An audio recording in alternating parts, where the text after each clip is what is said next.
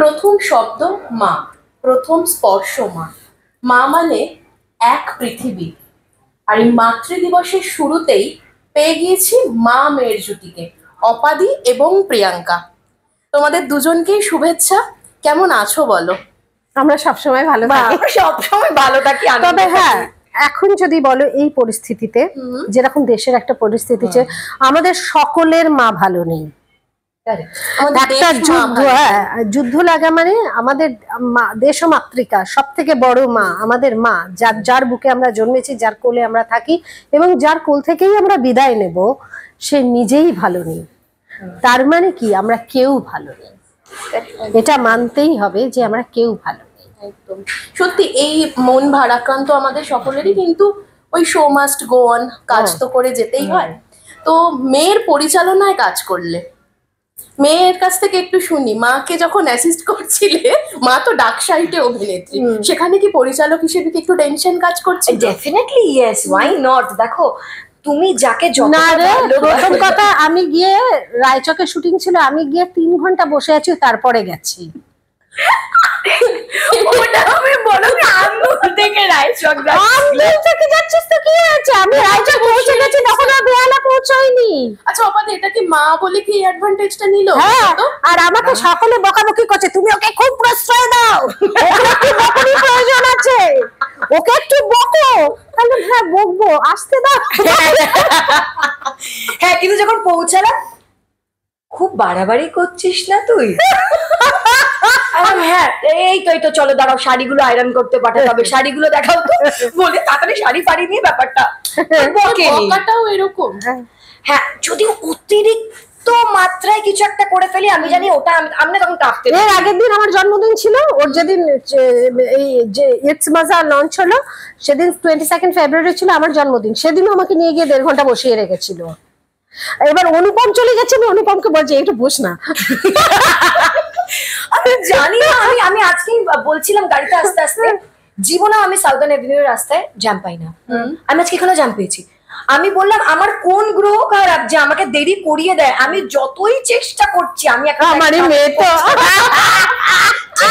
আমি তাড়াতাড়ি পৌঁছাতে পারছি না, আমি কিন্তু ইচ্ছা করে করছি না। আমি যখন মেকআপ করছি আমি করে কাঁপছি, বলছি মশাম আমার চুল কিছু একটা করে দে, মানে আমার যে জন্মদিন আমি ভুলে গেছি। আর যে হ্যাঁ লাইট হয়েছে, এটা হয়েছে, আর এটা একটা প্রবলেম। শুধু অভিনেত্রী হলে you are like in your own world and you are like হ্যাঁ আমি তো এখন পু, ওই ব্যাপারটা।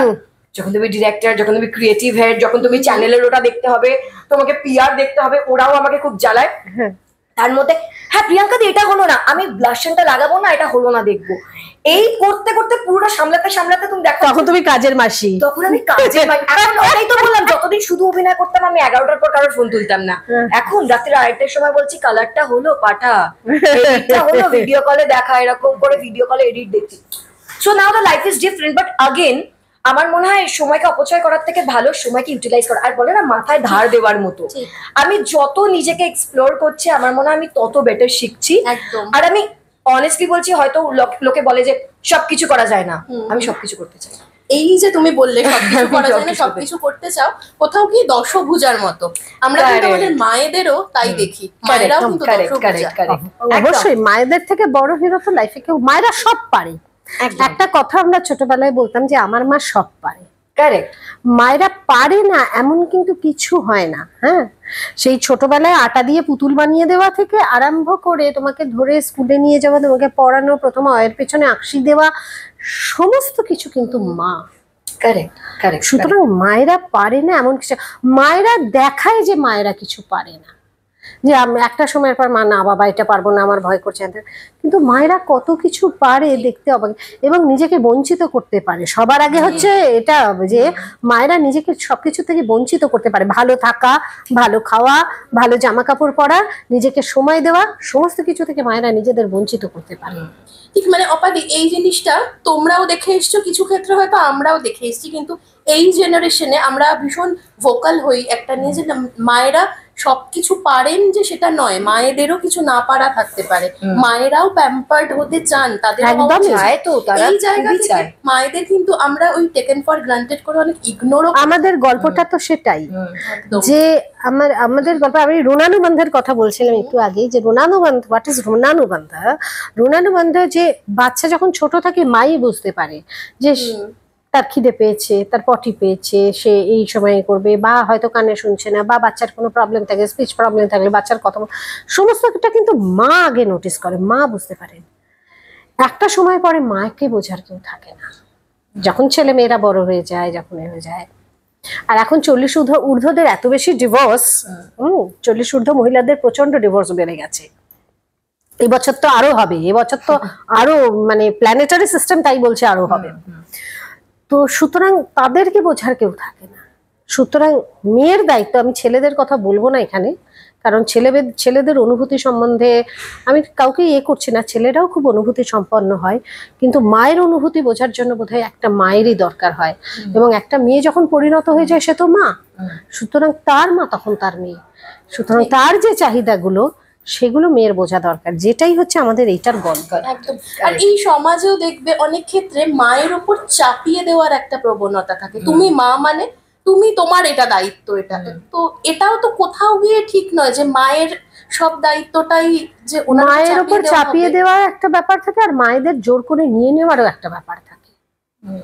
সবসময় যে চাপিয়ে দেওয়াটাই কিন্তু ঘটনা নয়, আমার বাড়িতেই তো আমি দেখতে পাই যে যেটা মায়ের না নিলেও নয় সেটাও মা জোর করে নিচ্ছে। দামড়া ছেলে, তাকে খাইয়ে দেওয়া, তার ব্যাগটা নিয়ে দৌড়ানো, তোমার কি দরকার? ওরই খারাপ হচ্ছে, আমার ননদকে বলি ওরই খারাপ হচ্ছে, ওরই ভবিষ্যৎ যাচ্ছে, তো ওই কিছু শিখবে না, পরে তোকেই গালাগালি করবে তুমি আমাকে কিছু শেখাওনি। কিন্তু ওই যে মায়েদের একটা ব্যাপার থাকে, মায়েদেরও জোর করে নেওয়ার একটা ব্যাপার থাকে, এই জন্যই আমার মাকে দরকার, নিজে করো না হলে মরো। এটা তো আমি আমার ডগটাকে মানুষ করার সময় বুঝতে পারছি, মানে ওর জন্য দিন রাত ভোর খেলি না রে, পটি করলি না রে, সুসু গেলি না রে, মানে আমি বুঝতে পারি যে he is also my child না, সো আমি বুঝতে পারি যে একটা মায়ের ফিলিং কি হতে পারে। আমি মাঝে মাঝে ভাবি, মানে যেদিন মানে আমার যদি কখনো বেবি থাকে, মানে আমি কি করবো, আমি তো পুরো পাগল হয়ে যাবো, কি হলো, কি খেলো, কোথায় গেলো, কি করলো, মানে এখন হয়তো আমি বলছি মায়েরা এগুলো ভালোবাসে, কারেক্ট, এটাই তো ভালোবাসা। আমার মনে হয় এই জিনিসগুলোর সাথে সাথে মা হচ্ছে পরম বন্ধু। মায়ের থেকে হয়তো একটা বয়সের আমরা হয়তো যখন একটু ছোট থাকি বুঝি না, তখন মাকে একটু শত্রু মনে হয়, কিন্তু ঘা খেতে খেতে একটা বয়সের পরে গিয়ে মনে হয় মাই মনে হয় পরম, স্পেশালি বিয়ের পর মনে হয়। বাট আমার মনে হয় মায়েদেরও ওই অ্যাকসেপ্টেন্স ক্ষমতাটা থাকা দরকার। সব মায়েরাও কিন্তু খুব ইকুয়ালি অ্যাকসেপ্ট করতে পারে না বন্ধুত্বটা, আমি তোমায় বলছি। কিছু কিছু ক্ষেত্রে কি হয় দেখো, মায়েরা তো ইকুয়ালি সবাই তার সন্তানকে ভালোবাসে, কিন্তু অ্যাকসেপ্টেন্স যে এই জেনারেশন আর 1990-95 ওই জেনারেশনটা আলাদা। তোমাকে এখন এই জেনারেশনের ছেলে মেয়েকে অ্যাকসেপ্ট করতে গেলে তোমাকে অ্যাডভান্স হতে হবে মেন্টালি, আদারওয়াইজ কি হবে, তোমার সন্তান তোমার সাথে শেয়ার করবে না, সে বাইরের লোকের কাছে শেয়ার করবে। তো you have to change yourself with the time and society. এটা আমার খুব মনে হয়, এটা আমারও মনে হয়। আমার মায়ের ক্ষেত্রে হতো, আমার মাকে যেরকম কোনো সত্যি কথা বলা যেত না, মানতেই পারতেন না। আমি যেমন তোমাকে সব বলতে পারি, হ্যাঁ সব বলতে পারি, আমি আসবো এই জায়গায়। তুমি যেটা বলে বিয়ের পর মা বেশি বন্ধু না, বিয়ের পর মা বেশি বন্ধু হয়, কারণ মেয়েরা না মায়ের ক্রাইসিস গুলো বুঝতে পারে, স্পেশালি মা হওয়ার পরে। যেটা নিয়ে একটা সময় সে প্রচন্ড বিরোধিতা করেছিল, তখন সে রিয়েলাইজ করে যে মা কেন বলতো, এবং সন্তান বড় হওয়ার সঙ্গে সঙ্গে তো ওই একই পুনরাপি জননম পুনরাপি মরণ, একই রকম তো সাইকেল চলতে থাকে। তখন বুঝতে পারে যে মা কেন বলতো, আর তখন মায়ের অ্যাডভাইসটা খুব দরকার হয়। একদম। এবং তখন মায়ের অ্যাডভাইসটা খুব দরকার হয়, তখন মাকে ভীষণ প্রয়োজনীয় মনে হয়, এবং সে যদি ওয়ার্কিং হয় তাহলে নিজের ছেলে মেয়ে মানুষ করার ক্ষেত্রে মাকে ভীষণ দরকারি মনে হয়। কারেক্ট। আর এই যে প্রিয়াঙ্কা বলছিল যে তোমাকে সবকিছু বলতে পারে, সব সিক্রেট বলে মেয়ে, একটু বলো তো। হ্যাঁ, ও সিক্রেট গুলো বলে, কারণ ও এতটাই ম্যাচিওর। আমিও আমার সব সিক্রেট ওকে বলি। হ্যাঁ, সমস্ত। এবং আমরা খুব ভালো বন্ধু, সবার আগে আমরা খুব ভালো বন্ধু, এবং আমরা একে অপরকে স্পেশালি আমি আমার বয়সে গিয়ে ওকে রিয়েলাইজ করবো, সেটা তো খুব স্বাভাবিক, কারণ আমার জীবনে অনেক কিছু দেখা। কিন্তু ওরা এইটুকু বয়সেও আমাকে যেভাবে রিয়েলাইজ করে, যেভাবে আমার জায়গাটা বোঝে, খুব ডিফিকাল্ট। আমি আমার বন্ধুদের সঙ্গেও এতটা শেয়ার করি না যেটা ওর সঙ্গে করি। এটা কিন্তু ঘটনা যে আমার হাতে গোনা কয়েকটা বন্ধু, হাতে গোনা কয়েকটা বন্ধু, তার মধ্যে হয়তো দুটো ফ্রেন্ড আছে ওর সঙ্গে যেটা শেয়ার করি সেটা তার সঙ্গে শেয়ার করি, মানে হ্যাঁ। এভরিথিং ওর সঙ্গে আমি সব শেয়ার করি, কারণ ওর নেওয়ার ক্ষমতা আছে, ওর নেওয়ার ক্ষমতা আছে এবং ওর সঠিক সাজেশন দেওয়ার ক্ষমতা আছে। ও যেটা ভুল সেটা কিন্তু ভুল বলে, মামুনি তুমি কিন্তু এটা করো না, এটা কিন্তু তোমার জন্য ভালো হবে না, মামুনি এটা কিন্তু বলে, বা মামুনি ও তোমার যতই প্রিয় হোক আমি কিন্তু ওকে ঝাড়বো, হ্যাঁ ও কিন্তু এটা ঠিক করেনি, এটা কিন্তু ও বলে, এই জিনিসটার ভালো লাগে। মামনিকে নিয়ে কি প্রিয়াঙ্কা কি পজিটিভ? আই অ্যাম, মানে মামুনি আমার থেকে বেশি কাউকে ভালোবাসতে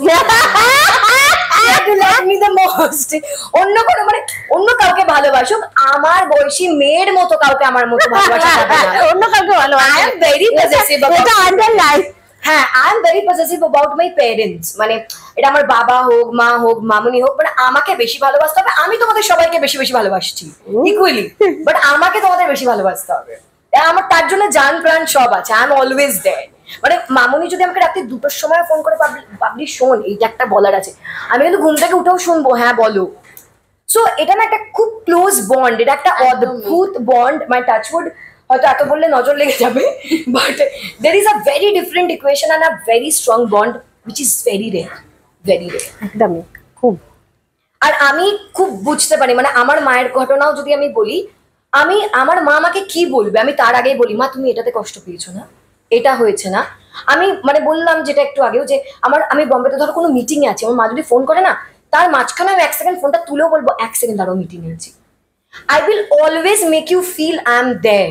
মানে এই যে লোকে বলে না আমি খুব ব্যস্ত ছিলাম, এরকম কিছু হয় না গো। If someone is your priority you will always take out time. ও আমাকে বলে মামুনি আমি মিটিং এ আছি, আমি বেরিয়ে হ্যাঁ আমি তোমাকে কল করছি, বাট আই উইল তারপর মেক হয়তো শিওর ভুলে আই গেল, এম দেয়ার। তারপর ভুলে গেল, কোথায় গো, তোমাকে আমি সব সময় কল ব্যাক করি। তারপর হয়তো ভুলে গেল। আচ্ছা, মামের এই খুনসুটিটা চলতে থাকে, হ্যাঁ, ঝগড়া হয়, হ্যাঁ। তীরে ঝগড়া হয় না না দুজনের মধ্যে ঝগড়া মতবিরোধ উই হচ্ছে কিছু নিয়ে। Respect each other crazy. বলে না যে যাকে যতটা ভালোবাসে সে তাকে ততটাই সম্মান করে। সো এটা আমাদের ক্ষেত্রে প্রচন্ড applicable. We respect each other a lot. আমরা দুজন দুজনের পরামর্শকেও ইকুয়ালি রেসপেক্ট করি। ইভেন মামনি ধর আমাকে বললো ফোন করে, এই ভাবলি আমাকে যেমন সেনকে বললো এই 10 তারিখ রিলিজ করে দে, কিচ্ছু হবে না করে। মামনি শোনো না, এটা এটা ব্যাপার দেখো, এটার জন্য এটা এটা হয়েছে। ঠিক আছে কর তাহলে, যা ভালো বুঝিস তাই কর। যা ভালো। হ্যাঁ, তো মামনি will never force। মামনি একটা নিজের বক্তব্য রাখবে, আমি একটা নিজের বক্তব্য রাখবো। কেন ফোর্স করবো? আমি নিজের উপর ফোর্স করাই কখনো পছন্দ করি না, আমাকে কেউ ফোর্স করলেই আমার ভালো লাগে না। Exactly. সুতরাং আমি তোমাকে কেন ফোর্স করবো? Exactly. She will always appreciate whatever is your opinion. ঠিক এই যে প্রিয়াঙ্কা তোমার জীবনে যেমন অপাদির মতো একজন মানুষ, মানে স্পেশাল তোমার মামনি রয়েছে, এরকম একটা মানুষ থাকলে হয়তো জীবনে চলার পথটা অনেক সহজ হয়ে যায় না? একদমই তাই। জানো তো মানে মানুষ আমার মনে হয় কেন এত বেশি ডিপ্রেশন বা অ্যাংজাইটিতে থাকে, বিকজ এইরকম মানুষ পাওয়া যায় না। তুমি ভয় পাবে একে বলবো, ও যদি কাউকে গিয়ে বলে, তোমার সেফ জোন তো কাউকে একটা হতে হবে। এবার ধরো তুমি প্রেম করো বা করো না, এবার এখনকার প্রেম তো মানে হচ্ছে কাটছে যাচ্ছে, আমি তো কিছু বুঝতে পারছি না। এটা প্রেম টেম, ওটা প্রেম টেম একটা ব্যাপার। অ্যাডভাইস দেয় মা? হ্যাঁ হ্যাঁ, মামুনি বলে হচ্ছে না হবে না, এই দেখ তো পরেরটা দেখ কি হয়। সো মামুনি ইজ ভেরি কুল, মানে আমার থেকেও কুল মামুনি।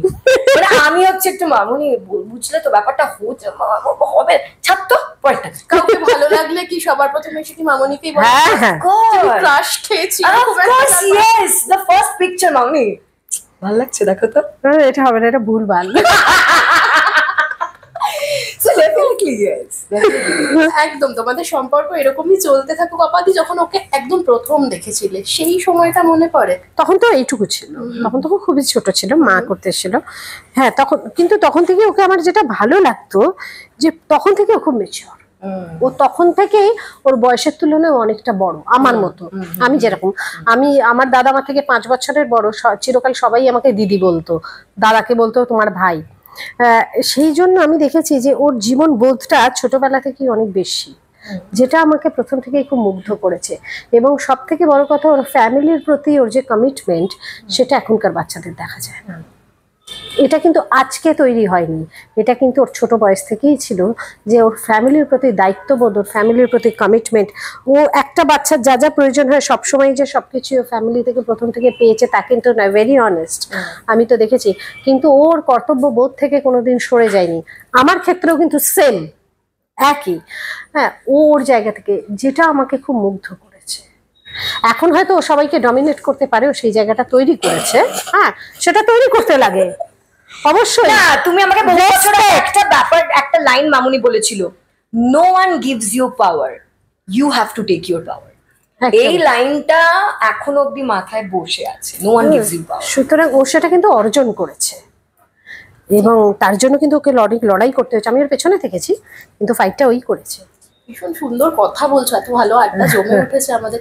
অপাদি, মা তো মানে আমরা এই শব্দটা ছোট কিন্তু বলে বোঝাতে পারবো না।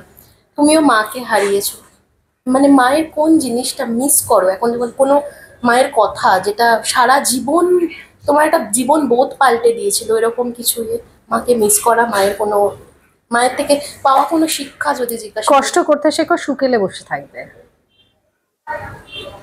কষ্ট করে যাও, শুকেলে বসে থাকবে, কিন্তু কষ্ট করতে শেখো। একদম খুব সুন্দর বললে প্রিয়াঙ্কা। আমরা শেষ করবো এই যে আগলে রেখো মা, নামটাই ভীষণ সুন্দর। মাতৃদিবসে আসছে, দর্শকদের কি বলবে? এটাই বলবো, নিজের পরিবার, নিজের মা বা নিজের বাবা, তাদেরকে আগলে রেখো, বাট অলসো কারোর প্রতি বায়াসড হয়েও না।